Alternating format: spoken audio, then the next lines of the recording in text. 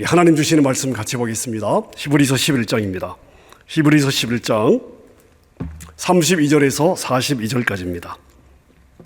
히브리서 11장의 마지막까지인데요. 우리 한 절씩 교독하겠습니다. 제가 32절 읽고 여러분들이 33절 읽으시고 우리 한 절씩 교독하겠습니다. 32절 제가 읽습니다. 내가 무슨 말을 더하리요? 기드온, 바락, 삼손, 입다, 다윗 및 사무엘과 선지자들의 일을 말하려면 내게 시간이 부족하리로다. 33절 그들은 믿음으로 나라들을 이기기도 하며 의를 행하기도 하며 약속을 받기도 하며 사자들의 입을 막기도 하며 불의 세력을 멸하기도 하며 칼날을 피하기도 하며 연약한 가운데 강하게 되기도 하며 전쟁에 용감하게 되어 이방 사람들의 진을 물리치기도 하며 여자들은 자기의 죽은 자들을 부활로 받아들이기도 하며 또 어떤 이들은 더 좋은 부활을 얻고자 하여 심한 고문을 받되 구차히 풀려나기를 원하지 아니하였으며 또 어떤 이들은 조롱과 채찍질 뿐 아니라 결박과 옥에 갇히는 시련도 받았으며 돌로 치는 것과 톱으로 켜는 것과 시험과 칼로 죽임을 당하고 양과 염소의 가죽을 입고 유리하여 궁핍과 환난과 학대를 받았으니 이런 사람은 세상이 감당하지 못하느니라. 그들이 광야와 산과 동굴과 토굴에 유리하였느니라. 이 사람들은 다 믿음으로 말미암아 징거를 받았으나 약속된 것을 받지 못하였으니 함께 읽습니다. 이는 하나님이 우리를 위하여 더 좋은 것을 예비하셨은즉 우리가 아니면 그들로 온전함을 이루지 못하게 하려 하심이라. 아멘. 아멘. 히브리서 11장이 드디어 이제 마지막 부분까지 왔습니다. 저희가 팬데믹 이 시기에 수요일 날 수요 저녁 예배로 저희가 계속해서 모였는데 시작하면서 저희가 히브리서 11장을 가지고 시작을 했습니다. 이제 히브리서 11장의 마지막 부분까지 왔습니다. 이 기간 동안 함께 수요일 이 저녁 함께 하나님을 예배하고 하나님께 또 하나님의 말씀을 듣고 하나님 앞에 함께 서주신 여러분들에게 진심으로 감사를 드립니다. 저희가 히브리서 11장을 통해서 여러 믿음의 영웅들을 살펴보았습니다. 연약한 인생들입니다. 다 연약한 인생들입니다. 자, 그런데 그 연약한 인생들의 삶을 승리로 이끌었던 힘이 어디서 나왔는가? 바로 저들이 가졌던 하나님에 대한 믿음이었습니다. 자, 오늘 히브리서 11장의 마지막 부분은 믿음을 능동적인 면과 수동적인 면에서 양쪽에서 설명을 하고 있습니다. 자, 믿음을 능동적인 측면에서 보면 믿음은 이기게 하는 힘입니다. 어려움을 이기고 환난을 이기고 장애물을 극복하는 능력입니다. 그래서 믿음을 가졌던 우리 신앙의 선배들은 많은 역경 가운데 꽃을 피우고 열매를 거두었습니다. 자, 반면에 믿음을 수동적인 면으로 우리가 본다면 자, 믿음이 적극적으로 무엇을 하고 이기는 것만 해당되는 것이 아니라 믿음은 모든 것을 견디어내게 해주는 그러한 힘이 되기도 한다는 것입니다. 그래서 저희가 오늘 우리가 읽은 이 본문의 표현으로 이 양쪽 면을 저희가 한번 살펴보도록 하겠습니다. 첫째, 자, 능동적인 면에서 보는 믿음의 능력입니다.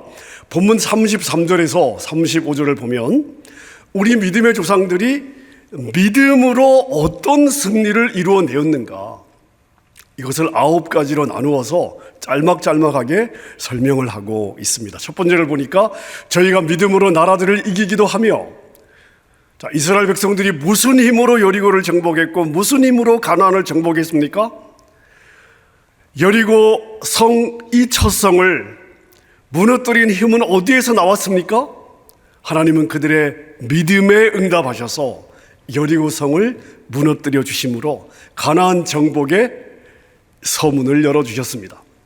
자, 그 다음에 보면 의를 행하기도 하며, 자, 의를 행했다는 것. 자, 사울왕은 다윗을 시기해서 다윗을 죽이려고 쫓아다니지 않았습니까? 다윗은 쫓겨다니는 가운데 사울왕을 죽일 수 있는 기회가 2번이나 있었습니다. 자, 그러나 다윗은 사울을 죽이지 않았습니다. 다윗은 사울이 자기를 어떻게 대우하든 한결같은 마음으로 사울을 섬겼습니다. 왜 그렇게 했을까요? 다윗이 사울을 보고 그렇게 한 것이 아닙니다. 사울이 비록 지금은 부족하지만 하나님의 기름 부음을 받은 자였기 때문에 다윗은 하나님 앞에서 바른 의를 행했던 것입니다. 자, 그 다음 보면 약속을 받기도 하며, 자, 여러분, 우리가 신앙생활하면서 우리가 이걸 알아야 됩니다. 하나님의 약속을 받았다고 해서 약속을 받은 모든 사람들이 그 약속을 자기의 삶에서 체험하는 것은 아닙니다. 약속을 자기의 삶의 실제 다 복으로 받는 것이 아니에요. 받은 약속이 내 삶의 실제화되기 위해서는 반드시 나에게 그 약속을 아멘으로 받아들이는 믿음이 있어야 됩니다. 대표적으로 아담과 아브라함과 사라를 보십시오. 도저히 자녀를 낳을 수 없는 나이였습니다. 육신적으로 보면 그들의 몸은 죽은 몸이었습니다. 가능성이 전혀 없었습니다. 하지만 그들은 약속을 어떻게 했어요? 믿었습니다. 그리고 그 믿음의 결과 약속의 아들 이삭을 응답으로 받았습니다. 그 다음에 보면 사자들의 입을 막기도 하였습니다. 자, 사자들의 입을 막았다. 누가 기억이 나십니까? 다니엘 아닙니까? 자, 다니엘은 기도하면 사자굴에 들어간다는 것을 알았습니다. 그러나 다니엘은 사자를 두려워한 것이 아니라 하나님을 더 신뢰했습니다. 그랬더니 하나님은 천사를 보내주셔서 사자굴 속에서 다니엘의 믿음대로 지켜주셨습니다. 이것이 바로 믿음의 능력인 줄로 믿습니다. 그 다음 보십시다. 불의 세력을 멸하기도 하며, 불의 세력을 멸한 사람들, 자, 누가 기억이 나십니까? 누가 떠오르세요? 다니엘의 세 친구 사드락, 메삭, 아벳느고 아니겠습니까? 용광로 같은 풀무불 속에서도 그들은 건짐을 받습니다. 어떻게 해요? 보호하시는 하나님의 손길을 믿었습니다. 그러나 그럼에도 불구하고 자기 자신들을 불무불에서 건져주지 않는다 할지라도 하나님을 신뢰했던 그 믿음이 결국 그들의 생명을 보호해 주었습니다. 여러분, 이것이 바로 믿음의 능력인 줄로 믿습니다. 그 다음에 보면 칼날을 피하기도 하며, 자, 사울의 칼은 다윗을 죽이기 위해서 정말 끈질기고 악착같이 쫓아다녔습니다. 하지만 하나님은 다윗의 믿음을 보시고 다윗을 사울의 칼에서 항상 건져 주셨습니다. 모든 원수의 칼에서 보호해 주시는 하나님의 손길, 여러분, 이것이 바로 믿음의 능력입니다. 자, 그 다음에 보면 연약한 가운데서 강하게 되기도 하며, 자, 세상의 이치는요, 연약하면 밟히는 겁니다. 약하면 비굴하기라도 해야 생존할 수 있습니다. 하지만 우리의 믿음은요, 가장 연약한 자를 가장 용맹한 자로 변화시키는 능력이 있습니다. 연약한 한 여인 에스더의 각오를 보십시오. 죽으면 죽으리라. 이 믿음이 왕의 마음을 열고 자기 동족 이스라엘을 구원하는 계기가 되었습니다. 자, 그 다음 보십시다. 전쟁에 용맹되어 이방 사람의 진을 물리치기도 하며, 누가 떠오르십니까? 저는 이 구절을 읽으면서 기드온의 300용사가 떠올랐습니다. 여러분, 전쟁에서 300명의 숫자는요, 사실 너무나 적은 숫자입니다. 하지만 하나님을 믿고 하나님을 신뢰하고 적진을 향해 나갔을 때 하나님은 이 300명으로 13만 5천이 넘는 미디안의 군대를 이길 수 있도록 이끌어 주셨습니다. 믿음은 원수의 힘이 아무리 강해도 결박시키는 능력이 있음을 믿으시기를 바랍니다. 자, 그 다음 보십시다. 여자들이 자기의 죽은 자를 부활로 받기도 하며, 자, 엘리야를 섬겼던 사르밧 과부, 그리고 엘리사를 섬겼던 수넴 여인, 하나님의 종들을 신실하게 섬겼던 이 두 여인은 죽은 아들을 돌려받는 기적을 체험하였습니다. 자, 홍해를 가르고 여리고 성을 무너뜨리고 극렬하게 공격하는 원수의 진을 파하는 이것이 바로 믿음의 능력입니다. 여러분, 믿음은 이렇게 이기게 하는 능력이 있습니다. 방해물을 뚫는 능력이 있습니다. 여러분, 이 믿음 위에 굳게 서실 수 있기를 바랍니다. 이 믿음이 여러분에게 최후의 승리를 안겨줄 줄로 믿습니다. 로마의 황제 콘스탄티누트 때의 일입니다. 이 콘스탄티누트 황제가 누구냐면요, 밀라노 칙령을 선포해서 기독교를 로마 국교로 정했던 콘스탄틴 대제의 아버지가 되는 사람입니다. 당연히 불신자였습니다. 초기에 수많은 기독교인들을 핍박해서 죽이고 많은 교회를 불태웠던 사람입니다. 어느 날 가만히 보니까요, 자기 신하 중에 상당히 많은 숫자가 이미 기독교인이라는 것을 알게 되었습니다. 그래서 자기 신하들을 다 불러놓고 관직에 남든지 아니면 기독교를 택하든지 예수를 택하든지 하나만 선택하도록 명령을 내렸습니다. 그랬더니 더러는 관직을 택하고 신앙을 버렸습니다. 하지만 상당수의 사람들은 관직을 버리고 신앙의 절개를 지키는 겁니다. 자, 이제 신앙의 절개를 지켰던 사람은 관직에서 쫓겨나게 되었습니다. 자, 그런데 황제가 그들의 표정을 가만히 이렇게 보니까요, 자리를 지키려고 신앙을 저버린 사람들은 왠지 모르게 너무나 비굴한 모습이에요. 자, 그런데 신앙을 위해서 관직을 버린 사람들은 얼굴에 너무나 깊은 평안이 있었습니다. 이걸 보면서 황제의 마음에 고민이 생겼습니다. 과연 이것이 옳은 일이냐? 고민 후에 황제가 이렇게 결단했습니다. 오히려 관직 때문에 신앙을 저버린 신앙의 변절자들을 모조리 관직에서 내보냈습니다. 그 대신 신앙의 절개를 지키기 위해서 관직을 포기했던 기독교인들에게 나라의 중요한 관직을 맡겼습니다. 그리고 결국 그의 아들 콘스탄틴 대제 때 로마는 기독교의 국교가 되었습니다. 눈앞의 이익 때문에 신앙을 포기해서는 안 되죠. 우리의 안전은 사람이 지켜주는 것이 아닙니다. 당장은 손해보는 것 같지만 내가 하나님을 먼저 선택할 때 하나님께서 저와 여러분들을 존중해 주시고 함께 해 주시는 줄로 믿습니다.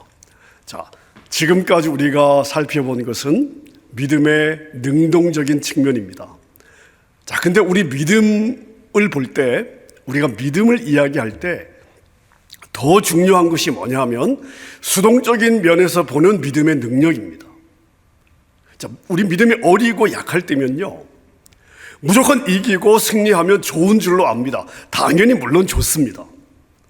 우리가 믿음으로 승리하면서 살아가야 됩니다.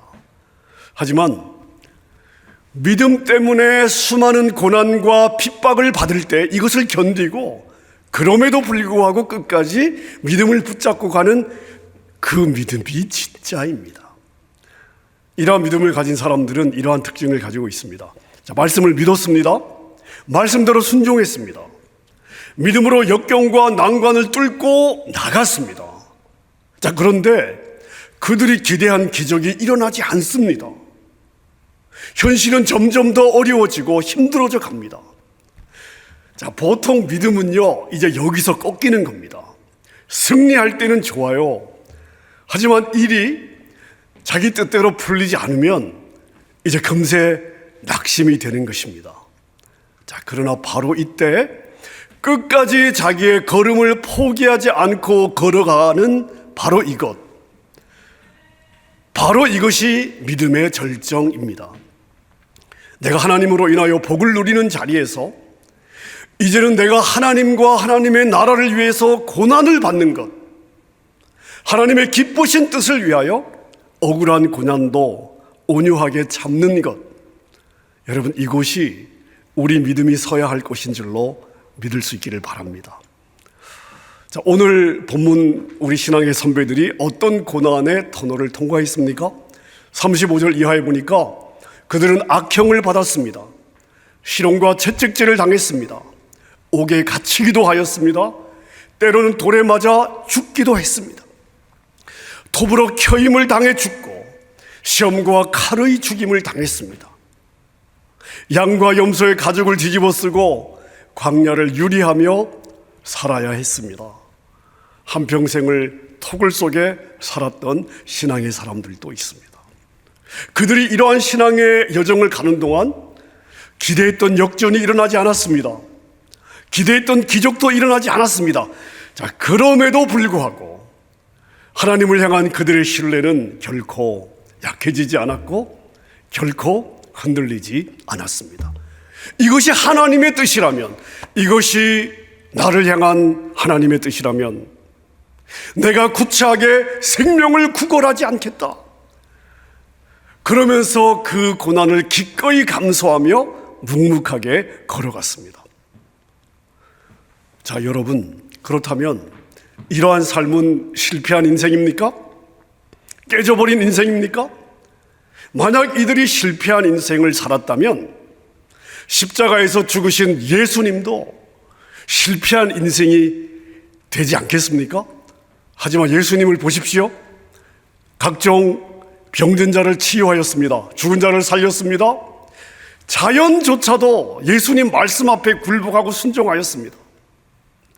천군 천사를 불러서 자기 자신을 조롱하고 채찍질하고 십자가에 못 박던 무리들을 그냥 한 번에 다 죽여버릴 수도 있었습니다. 십자가에 달리셔서 조롱을 받으실 때 못을 벗고 십자가에서 내려온 후에, 야 봐라, 내가 능력이 없어서 안 내려오는 게 아니야, 이렇게 자기 자신을 과시하고 다시 십자가에 달릴 수도 있었습니다. 하지만 예수님은 그렇게 하지 않았습니다. 십자가 위에서 견딜 수 없는 육체적 고통과 아픔이 있었지만, 인간적으로 참을 수 없는 모욕과 조롱과 비웃으심이 있었지만 예수님은 그것을 그대로 다 당하셨습니다. 수많은 군중 앞에서 참혹한 인격 살인을 당하면서도 우리 주님은 변명 한마디 하지 않으셨습니다. 결과가 무엇입니까? 비참한 죽음이었습니다. 비참하게 죽임을 당했습니다. 물론 이때는 실패한 인생처럼 보였을 것입니다. 모든 것이 끝난 것 같았을 것입니다. 자, 그러나 예수님이 실패자입니까? 아닙니다. 만약 그렇다면 왜 수많은 족속들이 예수님의 이름 앞에 무릎을 꿇고 그 이름을 경배하고 있겠습니까? 하나님은 그럼에도 불구하고 하나님을 끝까지 신뢰하는 사람들을 통하여 새로운 역사를 만들어내는 분이신 줄로 믿을 수 있기를 바랍니다. 놀란트 헤이즈라고 하는 미국의 흑인 여가수가 있었습니다. 한 번은 독일의 베를린에서 독창회를 가졌습니다. 독창회에 참여한 대부분의 사람들은 백인이었습니다.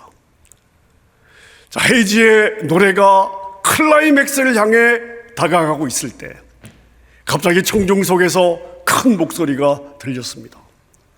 흑인의 노래는 들을 수 없다. 검둥이의 노래는 집어쳐라. 욕설과 함께 막 물건들이 날라왔습니다. 얼마나 당황스러운 순간입니까? 여러분, 얼마나 치욕스러운 순간입니까?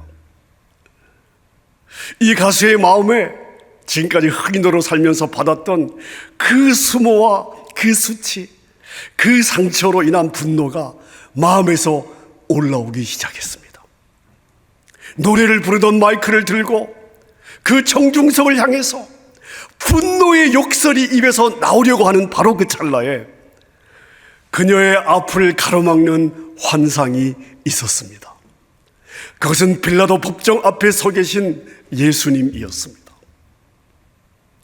밖에서는 예수님을 조롱하고 모욕하고 예수를 죽여라, 예수를 죽여라 하는 함성 소리가 들려왔습니다.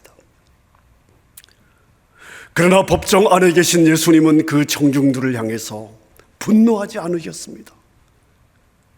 잠잠히 서서 아무런 말씀이 없는 그런 모습이었습니다. 이때 이 여가수의 머릿속에 말씀 한 구절이 떠올랐습니다. 이사야 53장의 말씀입니다. 여러분, 우리 이 말씀 같이 한번 읽었으면 좋겠습니다. 시작. 그는 멸시를 받아 사람들에게 버림받았으며 간고를 많이 겪었으며 질고를 아는 자라. 마치 사람들이 그에게서 얼굴을 가리는 것 같이 멸시를 당하였고 우리도 그를 귀히 여기지 아니하였도다. 그는 실로 우리의 질고를 지고 우리의 슬픔을 당하였거늘 우리는 생각하기를 그는 징벌을 받아 하나님께 맞으며 고난을 당한다 하였노라. 그의 찔림은 우리의 허물 때문이요 그가 상함은 우리의 죄악 때문이라. 그가 징계를 받음으로 우리는 평화를 누리고 그가 채찍에 맞음으로 우리는 나음을 받았도다.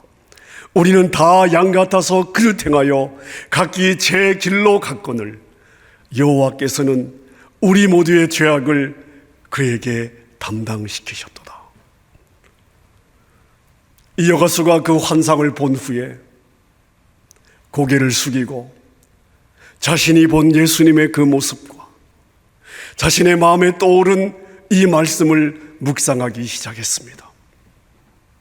그녀의 두 눈에 그리고 볼에 뜨거운 감사의 눈물이 흐르기 시작했습니다. 이러한 모습을 보면서 소란스럽게 떠들던 청중들도 정돈되기 시작했습니다. 모두가 조용히 입을 다물었습니다. 그렇게 몇 분의 고요한 시간들이 지나간 후에 이 헤이즈는 목소리를 가다듬고 다시 노래를 부르기 시작했습니다. 사람들은 깊은 감동을 받았고 청중의 마음을 사로잡는 아주 훌륭한 독창회가 되었습니다. 독창회가 끝났을 때 우리와 같은 박수 소리가 터져 나왔습니다. 결코 길다고 할 수 없었을 바로 그 짧은 5분 동안의 묵상은 그녀의 남은 평생 가장 값진 축복의 시간이 되었습니다. 사랑하는 여러분, 큰 역사를 일으키는 믿음도 귀합니다. 그러나 환난과 시험을 묵묵히 이겨내는 믿음은 더욱더 귀함을 믿으시기를 바랍니다. 인내의 상급이 가장 크다는 것 믿으시기를 바랍니다.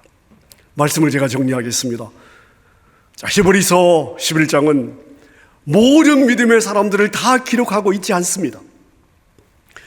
만약에 모든 믿음의 사람들을 다 기록하려면 32절에 있는 것처럼 시간이 부족할 것입니다. 하지만 여러분 기억하십시오. 비록 우리가 보는 성경책에는 모든 믿음의 사람들이 다 기록되어 있지 않지만 하나님은 하늘의 생명책에 한 사람 한 사람 믿음의 사람들의 삶의 여정과 믿음의 결단과 행동하는 믿음의 열매를 기록하고 있습니다. 한 사람 한 사람의 그 빛나는 믿음의 행적들을 우리 하나님은 하나도 놓치지 않으시고 분명하게 기억하고 있습니다. 어떤 무명의 시인이 고백한 무명의 기도가 있습니다. 참 마음에 많이 와 닿았는데요. 여러분의 기도로 한번 같이 기도하는 마음으로 읽어보았으면 좋겠습니다. 함께 읽습니다. 해낼 수 있는 힘을 달라고 하나님께 기도하였으나 내게 연약함을 주어 겸손히 복종하는 것을 배우도록 하셨습니다. 더 훌륭한 일을 하도록 건강을 달라고 기도하였으나 병약함을 주어 보다 겸손하게 하나님을 의지하게 하셨습니다. 행복해지도록 부유하게 해달라고 기도하였더니 빈곤함에 처해 더 지혜로워지도록 하셨습니다. 사람들의 칭송을 받도록 권력을 달라고 기도하였더니 내게 약함을 주어 하나님의 필요를 느끼게 하셨습니다. 인생을 즐길 수 있는 모든 것을 달라고 하였더니 생명을 주셔서 이미 주신 것을 즐길 수 있게 하셨습니다. 내가 요구한 것은 아무것도 얻지 못했지만 내가 바라던 모든 것이 이루어졌습니다. 내 자신의 보잘것 없음에도 불구하고 무언의 내 기도는 응답을 받았습니다. 나는 모든 사람 중에 가장 큰 축복을 받은 자입니다. 여러분 아멘입니까?